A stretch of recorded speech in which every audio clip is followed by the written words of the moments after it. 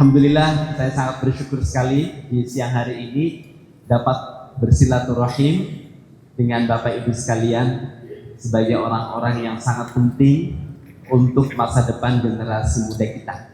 Para pendidik, ahli pendidikan, dan orang-orang yang dalam setiap harinya berpikir untuk kemajuan anak-anak kita, peserta didik kita, demi masa depan mereka menjadi orang-orang yang terbaik.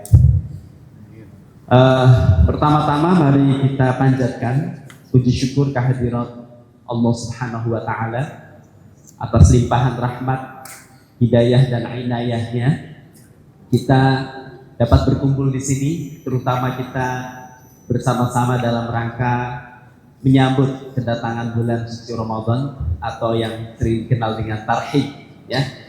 Saya kira tarhib Ramadan ini lagi-lagi adalah tradisi baik yang belum tentu kita temui di dunia Islam yang lain. Seperti halnya juga tradisi halal bihalal. Tradisi halal bihalal itu belum tentu ditemui di belahan bumi negara Islam yang lain. Itu adalah tradisi khas Indonesia yang sumbernya dari ajaran Islam. Termasuk tradisi mudik, ya, mudik Lebaran itu juga menjadi sangat khas Indonesia. Dan salah satu di antaranya adalah tarhib Ramadan, ya, di mana kita sebagai umat Islam diingatkan bahwa kita akan memasuki satu bulan yang sangat mulia, bulan yang sangat suci, bulan yang ditunggu-tunggu oleh kita umat Islam, yaitu bulan suci Ramadan. Maka di mana-mana dilakukan ada yang namanya tarhib Ramadan. Jadi ini sebenarnya bukan sesuatu yang baru sebenarnya, karena Nabi sendiri menyampaikan di dalam salah satu sabdanya bahwa man faraha bi dukhuli Ramadan haramallahu jasadahu ala niran. Barang siapa yang merasa bahagia, bergembira akan datangnya bulan suci Ramadan, maka diharamkanlah ia jasadnya untuk menyentuh api neraka. Mengapa demikian? Karena hanya orang yang beriman sajalah orang yang merasa bergembira menemui bulan suci Ramadan. Hanya orang-orang yang memiliki iman sajalah yang dia akan merasa bahagia menemui bulan suci Ramadan, ya.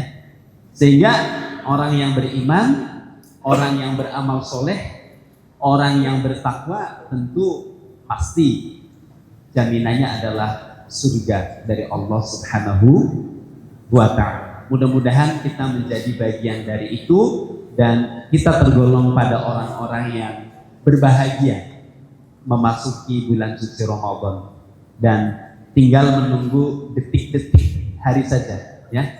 Hari apa? Nanti kita menunggu keputusan dari sidang isbat. Biasanya dulu waktu saya masih di Direktur Urais, Prof. Aris, saya yang mimpin sidang isbatnya, melaporkan. Baru 5 bulan ini saya diamanahi ke Kanwil DKI Jakarta. Sebelumnya di Urais kurang lebih hampir 3 tahun. Jadi selama 3 tahun saya kalau sudah menjelang Ramadan itu sudah persiapan tuh untuk sidang isbat dengan segala hiruk-pikuknya, ya. Semua wartawan pada bertanya kapan datanya sore. Jadi memang itulah khas di Indonesia yang memang ada 2 mazhab namanya mazhab ru'yat dan mazhab hisab. Nah, sebenarnya dari Kementerian Agama itu mencoba untuk mengkombinasikan antara ru'yat dan hisab, antara hisab dan ru'yat. Maka kita punya kriteria sebenarnya, namanya kriteria ru'yatul hilal berdasarkan kesepakatan Mabin. Mabin itu Menteri Agama Brunei, Indonesia, Malaysia, dan Singapura. Mabin. Kita punya kesepakatan bahwa kriteria hilal itu bisa dilihat itu adalah ketika berada di atas ufuk 4 derajat dan sudut elongasinya itu 6 derajat. Nah, kalau kita compare besok di tanggal 28 Februari atau tanggal 29 Sya'ban, posisi hilal dari mulai Merauke dulu, karena dari sana, dari timur ya, sampai ke Sabang, itu hanya di Sabang saja yang posisinya sudah 4 derajat. Sementara dari Merauke, Surabaya, Jakarta itu masih di bawah 4. Jadi tipis kemungkinannya untuk bisa dilihat. Maka kalau saya waktu itu jadi direktur URAISnya agak deg-degan gitu. Deg-degannya kenapa?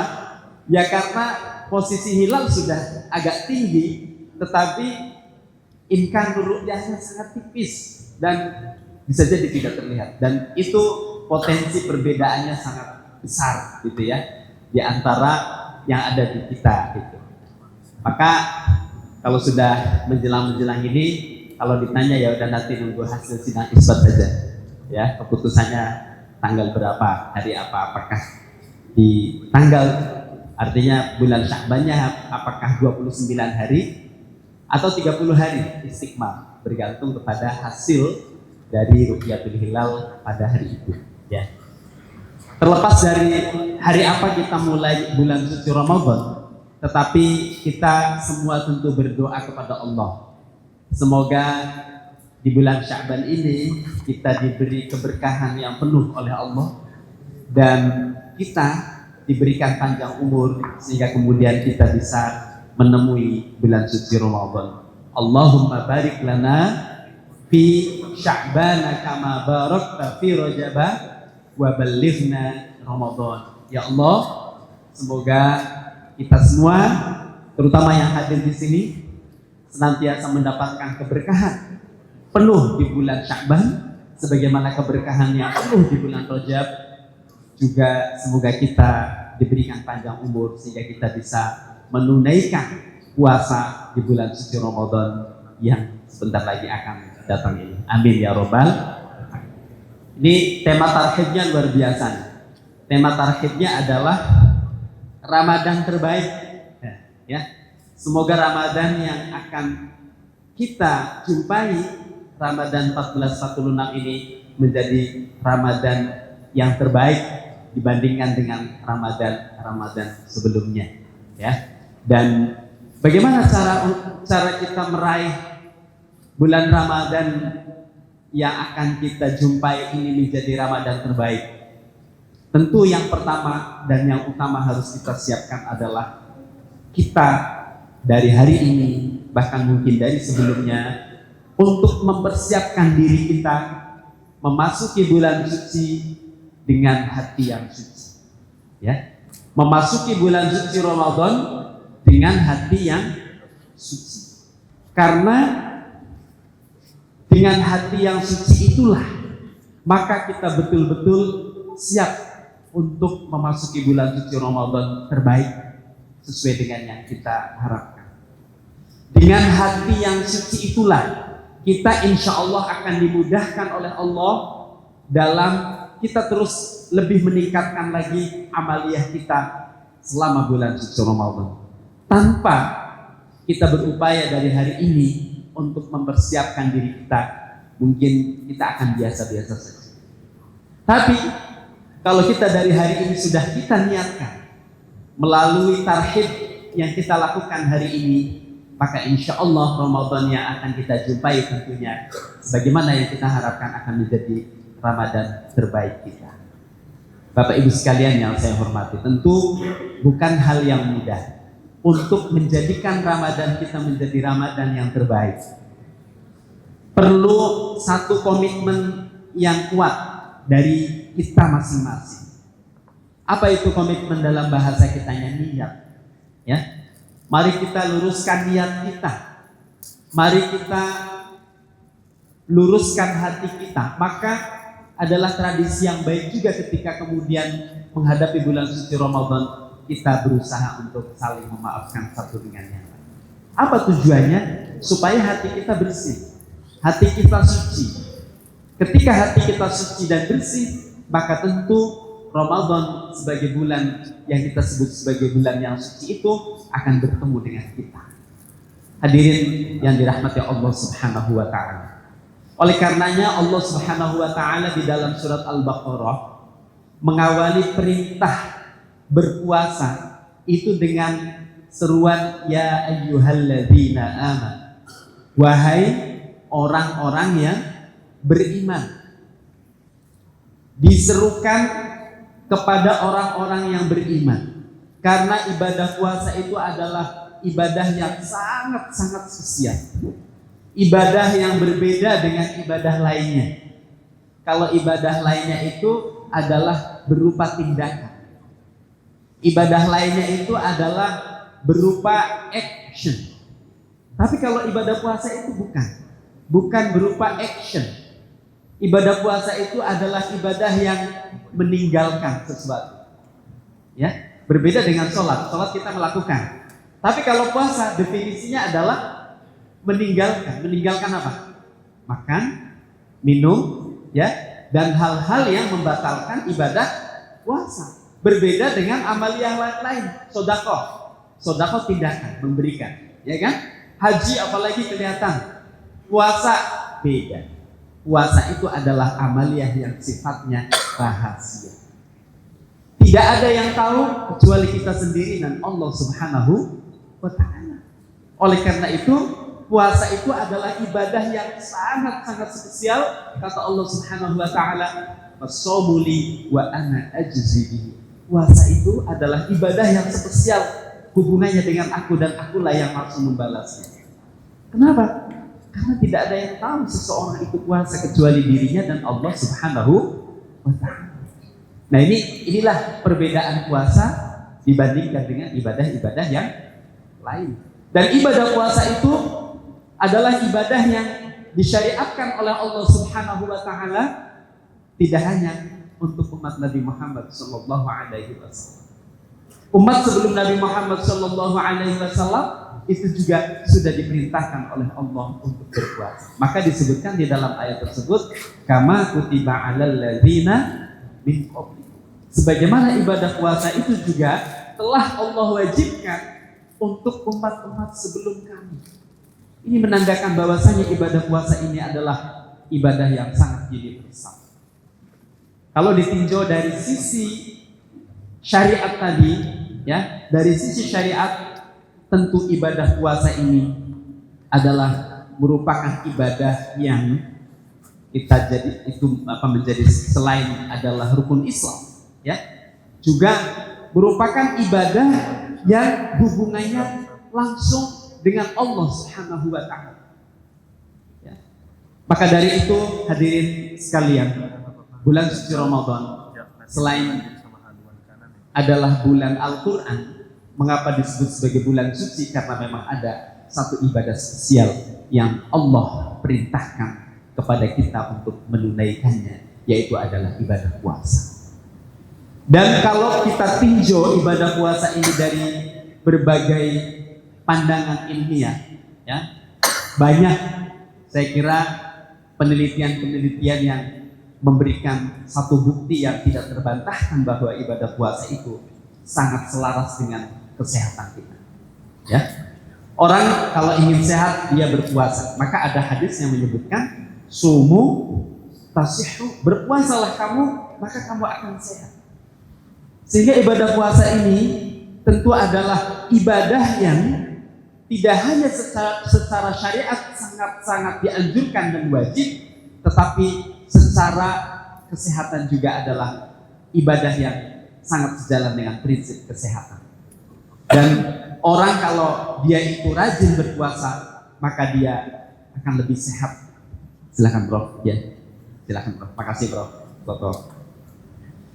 Jadi kemudian dari tinjauan dari sisi yang lain, dari sisi mental, ya, dari sisi mental, psikologis, dan bagaimana kita bisa mampu mengelola emosi kita, mampu menstabilkan diri kita, maka ibadah puasa adalah ibadah yang sangat berpengaruh dan mampu menjadikan setiap orang yang melakukannya untuk dapat melakukan kontrol terhadap diri, terutama kontrol terhadap hawa nafsu, kontrol terhadap emosi.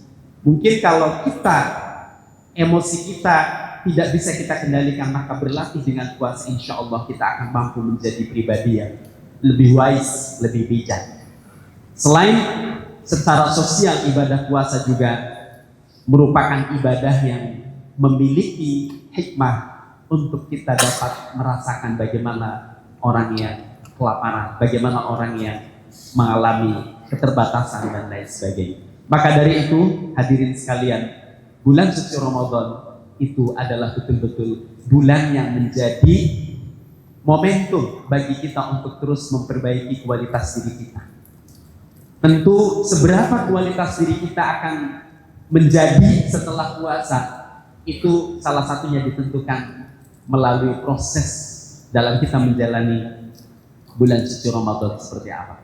Ketika kita betul-betul mempersiapkan bulan suci Ramadan yang akan datang ini dengan betul-betul kesiapan mental kita, dan kita betul-betul menjadikannya sebagai momentum untuk memperbaiki diri, maka insya Allah hasil akhirnya adalah kita menjadi orang yang fitrah, orang yang kembali kepada fitrah kita, menjadi versi terbaik dari kita masing-masing. Become the best of your version. Jadilah versi terbaik dari kita masing-masing setelah kita kemudian menunaikan ibadah puasa penuh sebulan suci Ramadan.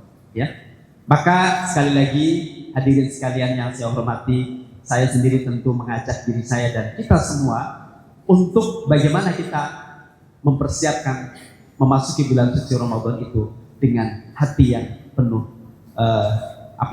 ketulusan, keikhlasan, kesucian, dengan cara kemudian kita lebih mendekatkan diri kepada Allah Subhanahu wa Ta'ala. Itu yang pertama.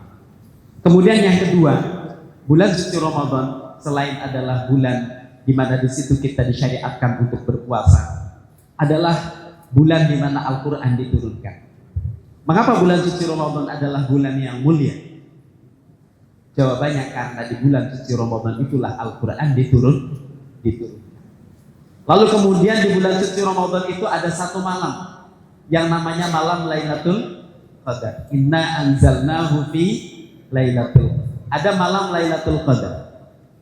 Yang mana malam Lailatul Qadar itu adalah khairum min alfi syahr. Lailatul Qadri khairum min alfi syahr.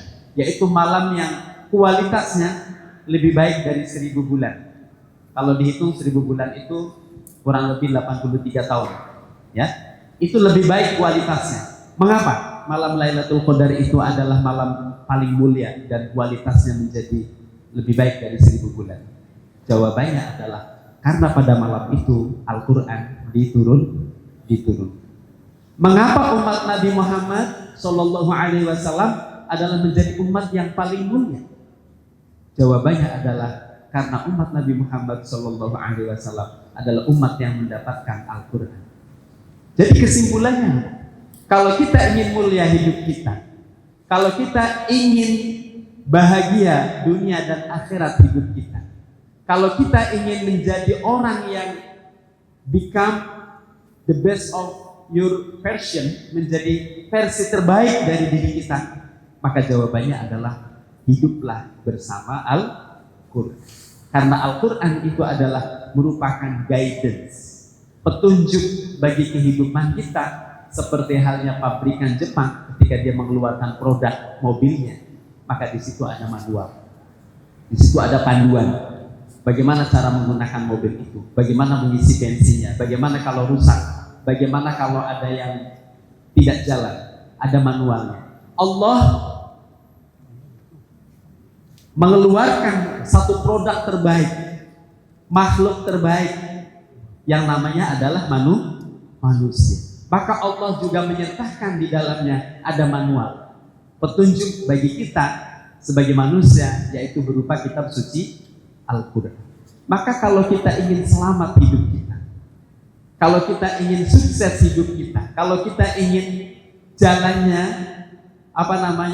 lurus, lalu kemudian kita bisa mengantarkan sampai ke surga, maka tentu petunjuknya adalah kitab suci Al-Quran, yang mana kitab suci Al-Quran itu diturunkan di bulan suci Ramadan. Maka kita ingin mengajak, saya sendiri dan kita semua, mari kita jadikan bulan suci Ramadan ini adalah sebagai momentum kita untuk lebih kita mempelajari lagi Al-Quran. Maka kalau di bulan suci Ramadan itu banyak tadarus Al-Quran, kita perbanyak baca Quran. Itu karena memang bulan suci Ramadan itu adalah bulan Al-Quran. Nabi besar Muhammad SAW, beliau sendiri setiap di bulan suci Ramadan beliau terus memurojaah begitu ya, memurojaah Al-Quran itu, sehingga kemudian di bulan suci Ramadan adalah betul-betul bulan Al-Quran. Hadirin yang dirahmati Allah Subhanahu wa taala. Insyaallah saya di Kanwil DKI Jakarta juga ada program namanya program Jakarta Mengaji. Nah, waktu saya di Jawa Barat dulu, Kanwil Jawa Barat, Jabar Mengaji. Waktu saya di Urais kemarin di Pusat Indonesia Mengaji. Dan sekarang saya di Jakarta di DKI, saya bikin program namanya Jakarta Mengaji. Yang program itu secara online bisa kita ikuti setiap ba'da tarawih. Nah, di situ kita tadarus Al-Quran bersama-sama dengan, saya punya namanya metode Smart Method Bil Qalam, 9 jam paham bahasa Arab Al-Quran. Jadi untuk sementara ini umat Islam di Indonesia khususnya, kita sudah merasa puas kalau kita sudah bisa baca Quran, padahal kita belum tahu maknanya. Ya, sesungguhnya itu bukan membaca, baru melafalkan. Karena yang namanya membaca itu harus memahami apa yang kita baca. Kalau dalam bahasa Arab itu namanya fahmul makruh, memahami yang kita baca. Sedangkan kita baca Quran, banyak yang belum kita pahami apa yang kita baca. Maka saya kemudian membuat suatu metode, ya, yang mana dengan metode itu dengan lebih mudah kita mengenal bahasa Arab Al-Quran. Kenapa demikian? Karena waktu saya di kampus Prof. Aris, ya, jadi saya biasakan harus ada penelitian kan, ya, harus ada penelitian. Saya melakukan penelitian. Al-Quran itu terdiri dari 77.800 kosakata. Ya, Al-Quran itu 77.800 kosakata. Kalau nggak percaya silakan hitung sendiri. Dari 77.800 itu ada, kalau di buku saya di Smart Method Bil Qalam itu 87 kosakata yang terulang sampai 33.000 kali. Kalau dihitung itu sudah mencapai 41,sekian%. Jadi kalau kita hafal 87 kosakata saja, itu sudah punya bekal sebenarnya. Bekal berapa persen? 41% dari kosakata yang ada di Al-Quran. Apalagi bagi kita orang Indonesia, bahasa Arab itu sebenarnya sudah menjadi bahasa sehari-hari kita. Bahasa Arab itu. Contoh apa? Alhamdulillah. Kursi, bahasa Arab itu kursi, ya kan? DPR, Dewan, bahasa Arab. Permusyawaratan, musyawarah bahasa Arab. Rakyat, bahasa Arab. Majelis, bahasa Arab. Jadi sudah banyak tuh serapan bahasa Arab yang dipakai oleh kita, bahasa Indonesia. Jadi kalau bagi orang Indonesia itu sebenarnya tidak sulit belajar bahasa Arab, apalagi bahasa Al-Quran. Sudah sehari-hari kita pakai, sudah sehari-hari kita gunakan. Harusnya tidak sulit. Maka saya beranikan diri 9 jam, insya Allah bisa, gitu ya. 9 jam. Kenapa 9 jam? Karena ada tahapannya. 5 tahapan awal itu fokus pada bagaimana menguasai tadi kosakata itu tadi, yang sudah banyak kita jumpai sebenarnya, ya. Kalau di dalam tradisi pesantren namanya ilmu sorof. Ilmu sorof itu adalah tentang perubahan bentuk kata. Jadi kalau kita sudah menguasai ilmu sorof itu, qawaid asasiyah, kaidah dasarnya, itu tidak sulit. Karena sama dengan bahkan bahasa Arab itu lebih sistematis, lebih banyak kata serapan. Kata-kata yang punya akar kata gitu ya, seperti alim, orang alim gitu ya, dari kata alimah. Majelis taklim, ya, muallim, itu sudah jadi bahasa Indonesia juga. Jadi kalau kita sudah tahu satu arti saja, kalau sudah punya rumusnya, sudah tahu rumus perubahannya, kata-kata yang lain itu mudah kita pahami. Maka di buku saya itu, kalau sudah sampai 5 sesi, 5 pelajaran tadi, kemampuan yang tadinya hanya 41% bisa meningkat menjadi 88%. Kosakata di dalam Al-Quran bisa kita kuasai. Kenapa? Karena tema-temanya sudah kita jumpai. Jannah, tahu kan artinya? Surga. Nar, neraka. Akhirat, yaumul qiyamah. Baik, kosakata yang sudah kita punya. Gitu ya. Nah, lalu kemudian baru yang 4 pelajaran berikutnya itu lebih fokus pada strukturnya. Struktur itu para subjek, predikat, objek, begitu ya. Tapi dalam bahasa Arab ada jumlah ismiyah, jumlah fi'liyah. Nah, itu 4 pelajaran itu lebih mudah. Yang 4 pelajaran ini lebih mudah. Yang susah ini yang pelajaran 3-4 sebenarnya yang paling susah karena tentang jenis-jenis kata kerja, ya. Yang di situ ada dhamir dan. Tapi di buku saya insya Allah kalau kita mengikuti, insya Allah mudah. Nah, dan smart method bil qalam yang saya ini Mas Wildan, tolong dibawa ya di mobil ada buku saya. Nah, di mobil ada satu bawa di mobil ya, bawa contoh saja. Jadi contoh-contohnya itu adalah surat-surat pendek dari mulai Al-Fatihah, An-Nas sampai ke Al-Ghasyiyah. Mengapa itu? Karena itulah yang selalu kita baca di dalam sholat kita. Kalau kita memahami artinya, insya Allah sholat kita akan lebih khusyuk. Ya, sholat kita akan lebih khusyuk. Dan ternyata bahasa Arab Al-Quran itu tidak terlalu sulit. Tapi itu saja tidak cukup, karena itu baru pemberantasan buta huruf Al-Quran, belum sampai kepada buta maknanya. Justru yang terpenting itu adalah bagaimana kita ketika membaca Al-Quran, lalu kemudian kita bisa mentadabburi arti, mentadabburi maknanya. Nah, bisa saya contohkan. Mudah, kenapa? Contoh. Di dalam surat Al-Balad. Laqad khalaqnal insana fi kabad. Apa artinya? Sungguh, khalaqna kami ciptakan. Al-insan, sudah tahu artinya kan? Manusia fi kabad. Apa artinya fi kabad? Dalam kesusahan. Yang lainnya sudah banyak terulang nih. Lam, kot, kan banyak terulang nih. Kolako, banyak terulang kan. Insan, yang tidak kita temukan hanya satu kali. Lafaz itu saja kan. Kabad saja kan. Yang lainnya kan sudah kita jumpai. Hampir seperti itu ayat-ayat Al-Quran. Ya kan? Banyak yang sudah kita miliki artinya. Tetapi penting untuk kita belajar dari sisi struktur supaya kita juga bisa menangkap maknanya. Nah, tadi surat Al-Balad yang saya sebutkan, laqad khalaqnal insana fi kabad. Sungguh kami ciptakan manusia dalam kesusahan. Nah, mengapa Allah menyampaikan begitu? Karena memang manusia itu adalah makhluk spesial yang berbeda dengan makhluk-makhluk yang lain. Manusia selalu dihadapkan kepada tantangan. Manusia dihadapkan pada masalah. Katanya kalau tidak mau menghadapi masalah jangan jadi manusia. Ya, ada nggak manusia yang sudah tidak menghadapi masalah di dunia ini? Ada, itu yang di pinggir jalan ketawa-ketawa sendiri, itu sudah tidak punya masalah. Tapi kalau kita masih menjadi manusia normal, pasti kita punya masalah. Kenapa kita punya masalah? Apa itu masalah? Kalau kita mau penelitian kan harus merumuskan masalah, ya kan? Apa masalah itu? Gap antara idealitas dan realitas kan gitu. Ya manusia itu punya keinginan. Sudah punya mobil 1, pengen mobil 2, ya kan? Itu masalah itu, ya kan? Sudah punya rumah 1, pengen punya rumah 2, dan seterusnya. Itulah masalah.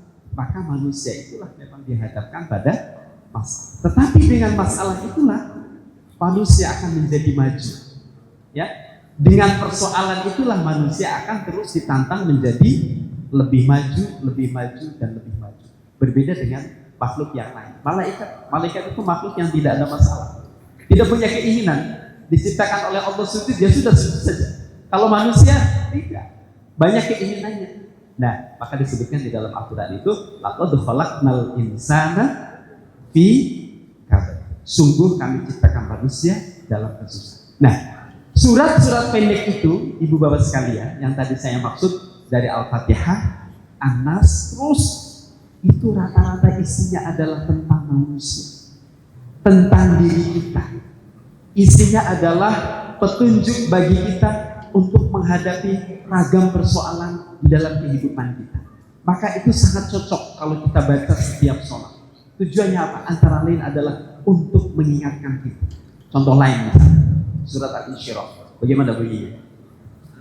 Alam nashrah laka sadrak wa wada'na anka wizrak alladhi anqadha dhahrak wa rafa'na laka dzikrak fa inna ma'al usri yusra. Inna ma'al usri yusra fa idza faraghta fansab wa ila rabbika. Makanya kenapa surat Al-Insyirah itu saya sering baca di dalam sholat? Karena memang sangat relate dalam kehidupan kita. Mengapa kita kadang hidup ini sesak hati kita, dada kita sesak, ya? Bahkan saking sesaknya kadang ada yang tidak kuat, ya enggak? Frustasi. Mengapa? Karena kita tidak berusaha untuk melebarkan hati. Nabi besar Muhammad Shallallahu Alaihi Wasallam, beliau adalah sosok yang paling bijak, manusia terbijak di dunia. Maka beliau kemudian ketika Isra dan Mi'raj, beliau itu Mi'raj sampai Sidratul Muntaha. Sidratul Muntaha itu adalah salah satu simbol bahwa seseorang yang sudah mencapai puncak kebijakan, ya. Maka disebutkan di dalam surat Al-Insyirah itu, alam nashrah laka sadrak, orang yang paling jembar hatinya. Karena hati kita itu ibarat gedung ini, ibarat tempat ini. Semakin luas tempat, maka dia akan bisa menampung apa-apa. Tapi semakin kecil suatu tempat rumah, maka dia akan terasa sesak meskipun baru sedikit barang yang dimasukkan di dalam rumah. Hati kita juga demikian. Kalau kita ingin menjadi pribadi yang bijak, maka jadilah pribadi yang berjiwa besar. Itulah yang dimaksud dengan orang yang berjiwa besar. Apa orang berjiwa besar itu? Ya, pemaaf, bersyukur, sabar, dan semua karakter positif yang ada pada diri kita. Bulan puasa, bulan suci Ramadan, ini adalah bulan yang mengajarkan kepada kita untuk menjadi pribadi yang berjiwa besar.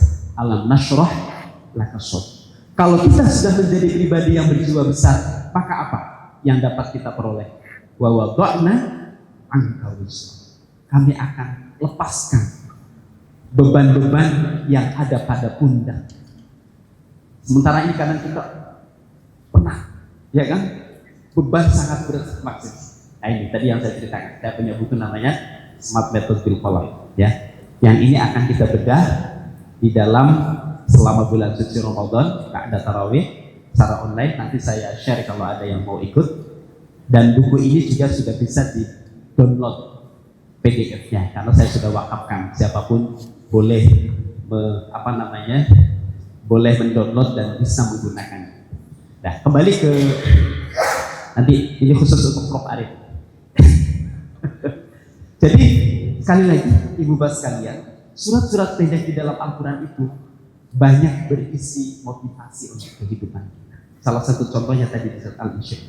Kalau kita sudah menjadi pribadi yang berjiwa besar, sebagaimana diajarkan oleh bulan puasa, oleh ibadah di bulan Ramadan, maka kita akan lepas beban-beban itu dari kita. Kita akan terasa ringan dalam kita berjalan. Kita tidak akan membungkuk jalannya karena beban begitu berat dalam hidup kita. Kenapa? Karena kita memiliki jiwa besar. Alam nashrah laka sadrak, sebagaimana diajarkan oleh pribadi Rasulullah Shallallahu Alaihi Wasallam. Tidak hanya itu, kalau kita sudah mampu berjiwa besar, menjadi orang yang bijak, orang yang wise, maka warofa'na laka dzikrak, akan ditinggikan derajat. Kita akan mendapatkan derajat yang paling mulia. Orang yang berjiwa besar, dia tidak akan pernah marah ketika dicaci. Dia tidak akan pernah merasa rendah ketika kemudian dihina. Tapi dia juga tidak akan merasa sombong ketika dia dipuji. Itulah orang yang berjiwa besar, yang dicontohkan oleh Nabi besar Muhammad Shallallahu Alaihi Wasallam. Wa rafa'na lakal dzikra, maka kita akan ditinggikan derajatnya di hadapan Allah Subhanahu wa taala. Tidak hanya itu. Allah menyebutkan fa inna ma'al usri yusra. Maka setiap kesulitan apapun yang kita hadapi, pasti di situ ada kemudahan. Nah, lagi-lagi kalau sudah menggunakan pendekatan bahasa Arab ini, lafaz al-usri itu menggunakan al. Kalau dalam bahasa Inggris itu namanya sudah definite, ya, sudah tertentu. Itu artinya apa? Satu. Bersama satu kesulitan terdapat yusro. Lafaz yusro kemudahannya tidak menggunakan al, artinya nakiro, umum. Artinya apa? Di situ banyak kemudahan-kemudahan, banyak jalan-jalan yang bisa kita tempuh untuk mengatasi kesulitan itu. Kalau kita mau berusaha, fa inna ma'al usri yusra. Bersama satu kesulitan itu ada jalan-jalan kemudahan. Artinya apa? Kita jangan putus asa ketika kita menghadapi satu persoalan. Karena Allah sudah menyiapkan jalan-jalan untuk bisa mengatasi kesulitan itu. Kalau kita berusaha untuk mencari jalan tersebut. Bisa juga artinya bahwa kita harus semangat mengatasi satu persoalan. Karena kalau kita sudah menyelesaikan satu persoalan, maka kita akan mendapatkan banyak kemudahan-kemudahan. Sebagai contoh, mahasiswa kalau dia sudah selesai kuliah, mengatasi persoalan kuliahnya selesai, maka dia punya banyak kesempatan menjadi menantu, gitu ya, kesempatan mendapat pekerjaan, kesempatan ini, kesempatan itu, dan lain sebagainya. Maka ketika kita menghadapi satu kesulitan, kita harus optimis untuk mengatasi kesulitan itu, dan di sana akan terbuka peluang-peluang untuk memperoleh kemudahan-kemudahan setelah kita mengatasi kesulitan. Tapi ingat, fa iza faragta fansub. Kalau kita selesai dari satu urusan, jangan berhenti. Bersiap-siaplah untuk menghadapi urusan berikutnya.